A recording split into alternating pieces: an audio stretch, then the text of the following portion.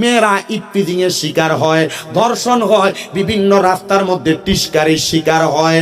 এজন্য আপনারা যারা পুরুষ আছেন, আপনারা আপনাদের স্ত্রীদের হকটা আদায় করার ব্যাপারে সর্বপ্রথম তাদেরকে পর্দা করানোর চেষ্টা করবেন। আমার নবী বলেন, দুনিয়াতে একটা মহিলার জন্য একজন দুইজন না, আল্লাহ তাআলা 4 প্রকার পুরুষ মানুষকে দোজখে দিবে, দোজখে। ইয়া রাসূলুল্লাহ, কোন একটা মহিলার কারণে 4 প্রকার পুরুষ মানুষকে দোজখে দেওয়া হবে আপনি বলেন না? নবী আমার বলে, উম্মত, 1 নাম্বার, কোন সন্তান যদি তার মারে পর্দা না করায়। এ সন্তানেরা, আপনার মা বেপর্দা চলে, আপনার চাচার সঙ্গে কথা বলে, আপনার জেডার সঙ্গে কথা বলে, অথবা আপনার মা এলাকার কোনো পরপুরুষের সামনে দাঁড়িয়ে দাঁড়িয়ে কথা বলে, আপনি মনে রাখবেন, আপনি আপনার মারে পর্দা না করানোর কারণে আপনি দোজখে যাবেন, দোজখে। 2 নাম্বার, কোন ভাই যদি তার বোনকে পর্দা না করায়, আর পর্দা করাবে দূরের কথা, ভাইয়ের বিয়ার ভিতরে বই নেই, নাচে। তা বলেন না কেন? নাচে কি নাচে না? ভাইয়ের বিয়ার মধ্যে বোনের নিজেই নাচে, বোনের বিয়ার মধ্যে ভাইয়ের নিজেই নাচে। আবার বোনের বিয়া যখন লাগায়, গায়ে হলুদের নাম দিয়া বেহায়াপনা কইরা বোনকে স্টেজে বসে হলুদ লাগায়, দুলাভাই লাগায়, চাচতো ভাই লাগায়, চাচতো ভাই, মামতো ভাই সব লাগায়। মনে রাখতে হবে, এটা হারাম, এটা হারাম, এটা হারাম। আপনি ভাই হয়ে যদি আপনার বোনকে পর্দা না করান, আমি জানি না সাহেব বাবা, এই যে মাহফিল হইতেছে, কসমেটিকের দোকান তো মনে হয় কম আসে নাই, চটফটির দোকান কম আসে নাই, ফুচকার দোকান কম আসে নাই, মেয়েরাও কম বাইর হয় নাই। মনে রাখবেন, মনে রাখবেন, মনে রাখবেন, আপনি যতই জায়েজ আর না জায়েজ দেখান, যতই নামাজ পড়েন আর না পড়েন, আপনার মেয়ে, আপনার স্ত্রী, আপনার বউ, আপনার বোন যদি এমন ভাবে বেপর্দা করে করে ঘুরে ফুচকা দোকান, কাপড়ের দোকানের মধ্যে যায়, তাহলে এটার কারণে আপনি দোজখে আগুনের জ্বলা লাগবে। এই জন্য একটা ভাই তার বোনকে কি করাবে? না না, হুন্ডার পিছনে লয়ে ঘুরেন। আপনাদের কি কষ্ট হইতেছে? অসুবিধা হইতেছে? ওই যে আমি যদি প্রথম থেকে দৈরা জিকির আজকার করতাম, গজল গায়ে যদি একবার গরম করতাম, মনে হয় যে একবার মাহফিল একবার ফুরফুরে থাকলো, না হুজুর? আমি জানি কোন জায়গায় কি হয়, আমি জানি। আমি যখন এখানে আসি, আমারে ওই আওয়ানোর সময় হিন্দি আপনি চলে আসছেন না, ফ্যাশনে একদল দাঁড়ানো আছে, দাঁড়ানোর সময় কইছে, আজকে বন্ডামিটা একটু কম করে করো। আমি আমার কানে আওয়াজ দাইছি, আপনি কথা বলছেন, এ মনে করছে খালি আমরাই বন্ডামি করি, আর হেরার গ্রুপের বক্তারা দে, হেরার গ্রুপের হুজুরা দে, মাদ্রাসার ভিতরে ছাত্ররা বলৎকার করে, আমরা এটা শয়তানের দল। কোন আমরা ওয়াজ মাহফিল একটু জিকির আজকার করি, এটা আমরা দোষ, দোষ না? আমরা মিলাদ করি, এটা আমরা দোষ। আমরা কিয়াম করি, এটা আমরা দোষ। আমরা নবীরে নূর মানি, এটা আমরা দোষ। আমরা নবীর উপর হাজির নাজির আকীদা রাখি, এটা আমরা দোষ। আমরা নবীরে গায়েবের খবর দেনওয়ালা বলি, আমরা এটা দোষ। বাবারে, সব দোষ যদি আমরা রয়, তো দুনিয়ার সব জাহান্নামী এ সুন্নিয়ারে আল্লাহ বানাইয়া, আল্লাহ তোরারে জান্নাতে দেখ। আমরা আল্লাহর কাছে কম, আল্লাহ দুনিয়ার সব মানুষরে জান্নাতি বানানোর লাগিয়া আমরা যদি নবী নূর মাইনা বন্ধ হই, হাজির ও নাজির আকীদা রেখে বন্ধ হই, গায়েবের খবর দেনওয়ালা মাইনা বন্ধ হই, মিলাদ কিয়াম করে বন্ধ হই, আল্লাহ আমরা বন্ধ, এরা বালা রাখো, আল্লাহ গজব দিও না, হেদায়েত দিও। তখন না কেন কথা কন না কেন? আমি ভাবতাম না, কইতাম এরা বাতিল, এরা ফেরকা, এরা এইটা, এরা ওইটা। আমি দোয়া করছি আল্লাহ এর হেদায়েত দিতে। কারণ কি? কারণ হেদায়েত সবার কপালে থাকে না। হেদায়েত যদি থাকতো, মুনাফিক বেঈমান হইয়া মরতো না। কথাকে বুঝতেছেন আপনারা? ওয়াজ যেগুলা করতেছি, বোঝার ওয়াজ, মানার ওয়াজ। আপনি মানলেও মানবেন, না মানলেও মানবেন। আর আপনি মানলো এটা ওয়াজ, না মানলো এটা ওয়াজ, আবার মানবেন কিনা সিদ্ধান্ত আপনার।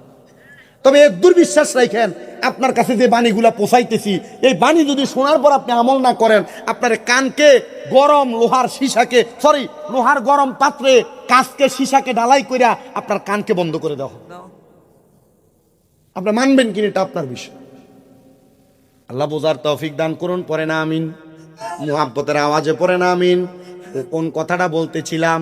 4 প্রকার পুরুষ মানুষ দোজখে যাবে, এর মধ্যে 2 প্রকার পাইলাম। 3 নাম্বার আসেন, এবার কোন বাপ যদি তার মাইয়ারে পর্দা না করায়, আপনার মেয়েটারে আপনি চুল ছাড়া অবস্থায় স্কুল ড্রেস পরাইয়া স্কুলে ছেড়ে দিলেন, পর্দা করে নাই। আপনার মেয়েটাকে আপনি এমনি ছেড়ে দিলেন, এলাকার মধ্যে কত সুন্দর সাংস্কৃতিক অনুষ্ঠানের নামে নাচানাচি চলে, আপনার মেয়ে স্কুলের মধ্যে দেয়া নাচে, আপনার মেয়েরা আপনি পর্দা করেন নাই। মাইয়া কত সুন্দর করে স্বাস্থ্য ভাইয়ের লগে কথা কয়, মামতো ভাইয়ের লগে কথা কয়, জায়েজ? জোরে ক। করে বলেন এটা কি জায়েজ না নাজায়েজ? 100% হারাম, এটা তার জন্য গায়রে মাহরাম। একটা মহিলা কখনো 14 জন পুরুষ ছাড়া অন্য কোনো পুরুষের সামনে যাইতে পারবে না। এবার 3 নাম্বার হলো, একটা বাবা যদি তার মেয়ের পর্দা না করায় তাহলে ওই বাবা ওই মেয়ের কারণে দোজখে যাবে। 4 নাম্বার, বিয়া যারা করছেন এবার আপনারা শুনেন। 4 নাম্বার, কোন পুরুষ যদি তার স্ত্রীকে পর্দা না করায়, পুরুষ যদি তার স্ত্রীকে পর্দা না করায় তাহলে ওই পুরুষ ওই স্বামী তার স্ত্রীর জন্য দোজখে যাবে। আপনি আপনার বউরে পর্দা করাবেন কিনা এটা আপনার বিষয়। আরে পর্দা করাবে দূরের কথা, জামাই নিজে আদেশ করে, হ্যাঁ হ্যাঁ আপনি আমার এত সুন্দর স্ত্রী, আপনি আপনার দেবরকে ছোট ভাই মনে করে ভাতকে একটু বাইরে দেন। কি মনে করে ভাত বাইরে দিবে? কথা বলেন না।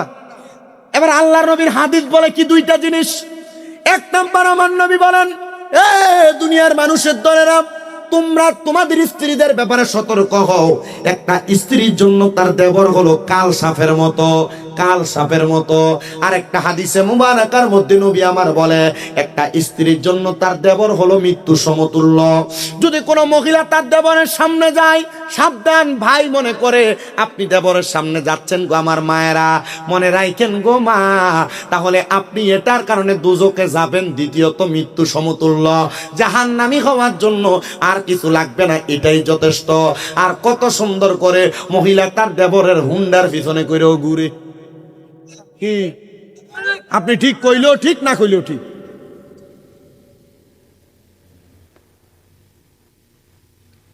আমি যে ওয়াজ মাইক ধরছি 1 ঘন্টার উপর হয়েছে না, 1 ঘন্টা 11 মিনিট চলে, বেশি চলে, 1 মিনিট বেশি।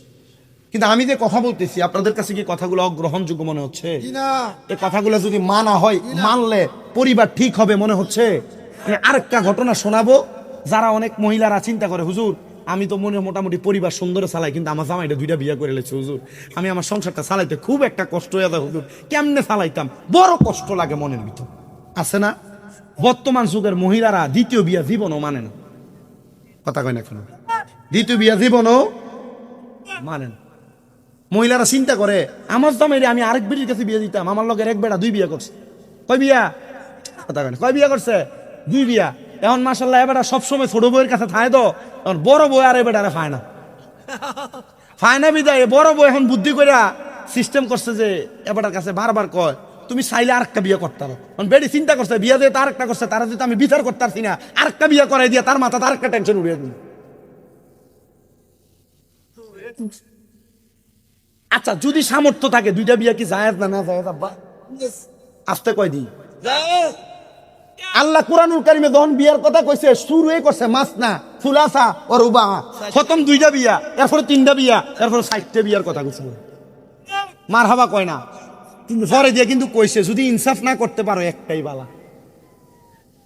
কথা কয় না, যদি ইনসাফ না করতে পারো একটাই বালা। ফারুক ভাই জোরে কয় না, নিয়ত আছে আরেকটা, জোরে কর না, যদি ইনসাফ না করতে পারো কয়টাই বালা?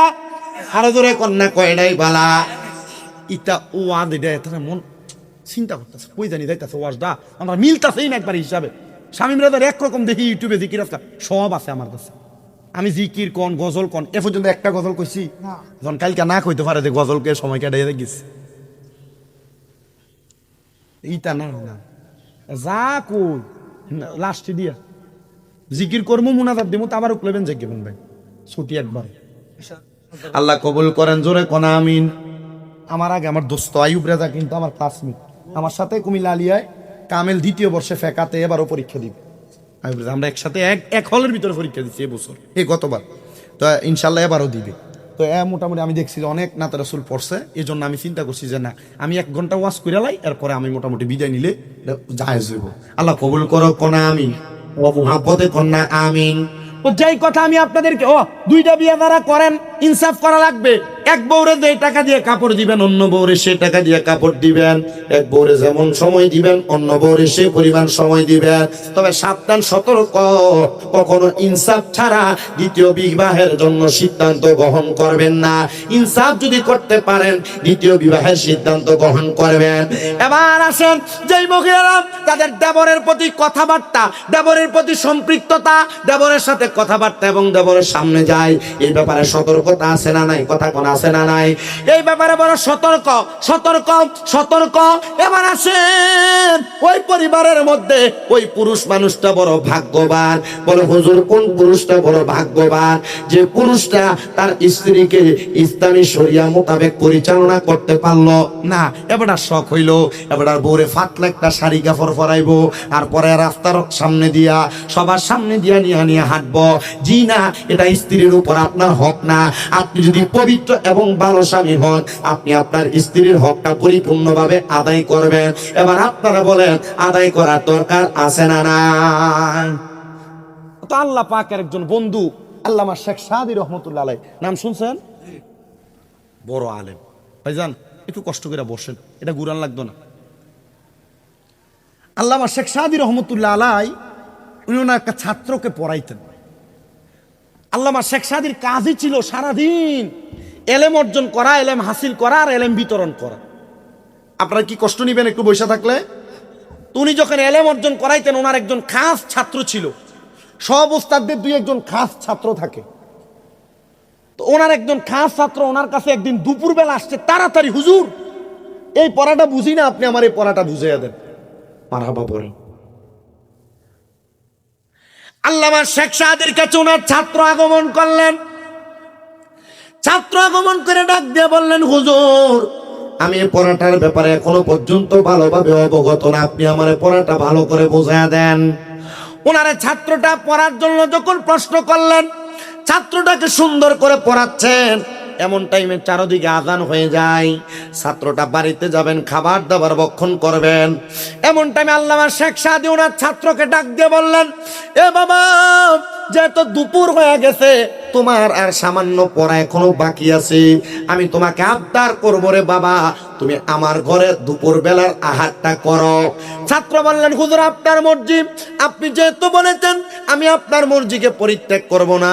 আল্লামা শেখ সাদী রহমতুল্লাহ আলাইহি যখন এই কথাটা বললেন ছাত্রকে, বলার পর আল্লামা শেখ সাদী ঘরের পেছনে গেছেন। স্ত্রী কি রান্না করছেন উনি দেখবেন। আল্লামা শেখ সাদী ঘরের পেছনে দিয়ে দেখেন স্ত্রী কিছুই রান্না করে নাই, কারণ ওনার পাতিলের ভিতরে চাউল পানি দেওয়া ভিজিয়ে রাখছে। ওনার আরেকটা পাতিলের ভিতরে তরকারি কাইটা উনি ধোয়ার জন্য রাইখা দিচ্ছেন। আল্লামা শেখ সাদী জিজ্ঞাসা করতেছেন একটু রাগান্বিত সুরে, আমরা মাঝে মাঝে ভাত রানতে দেরি হইলে সেটা দেয় না বেরিয়ে লোকে, এই কেন? দেখেন আল্লামা শেখ সাদী একটু চেতার সুরে, রাগের সুরে বললেন, এত দেরি হয়ে গেল এখনো রান্না করেন নাই? আল্লামা শেখ সাদী এই কথা বলার সাথে সাথে ওনার স্ত্রী একটু রাগান্বিত হইয়া, এখন আমরা ওই যে কি এর ফাতিলে না, এখন সিলভারের ফাতিল, আর আগে রান্না করতো মাইটটা ফাতিলের মধ্যে। আল্লামা শেখ সাদীর স্ত্রী ওনার হাতের মধ্যে মাটির পাতিলটা তুইলা, ওই মাটির পাতিলটা আল্লামা শেখ সাদীর মাথার মধ্যে রাগ কইরা বাড়ি মারছি। আপনার মনে হচ্ছেন হুজুরও মনে হয় বউর কাছে কিছু না। না না, আসলে কিছু না, ঘরের ভিতরে হুজুরও কিন্তু বউয়ের সঙ্গে অনেক কিছু হয়। আল্লামা শেখ সাদীর মাথার মধ্যে এমন ভাবে আঘাত করছেন, আপনি আর আমি কইলে সাথে সাথে স্ত্রীর নাক আর মুখ বেড়ে খিস্তাম, ঘুষি মারতাম, আঘাত করতাম। আল্লামা শেখ সাদীর মাথার মধ্যে যখন আঘাত করলেন, উনি একটু স্তব্ধ হয়ে গেলেন, উনি একটু নীরব হয়ে গেলেন। নীরব হয়ে আল্লামা শেখ সাদী উনি ওনার স্ত্রীকে জবাব দিলেন, ঠিক আছে, তুমি যেহেতু আমারে আঘাত করলাম। আল্লামা শেখ সাদীর এই ঘটনাটা বড় সুন্দর করে লিপিবদ্ধ, আমি বড় অবাক হয়ে গেলাম। ওনার মাথার মধ্যে যখন ডেক দিয়া অথবা মাটির পাতিল দিয়ে আঘাত করেছে, মাটির পাতিল ভাঙ্গা যে কাঁচাটা আল্লামা শেখ সাদীর গলার মধ্যে আটকে রয়েছে। আল্লামা শেখ সাদীর সাথে সাথে ডাক দিয়া বললেন, স্ত্রী গো, আমি এখন বাহিরে যাব, আর এলাকার মানুষের কাছে ঘুরে ঘুরে বলবো, দেখো এলাকার মানুষ, আমার স্ত্রী আমারে কত ভালোবাসে, ভালোবাসা এ পাতিলের কাঁচা দিয়ে আমার মালা পরাইয়া দিছে। আল্লামা শেখ সাদী বলেন, আমি এই কথা বলার সাথে সাথে আমার স্ত্রী আমার পায়ের মধ্যে এসে জড়াইয়া ধরছে।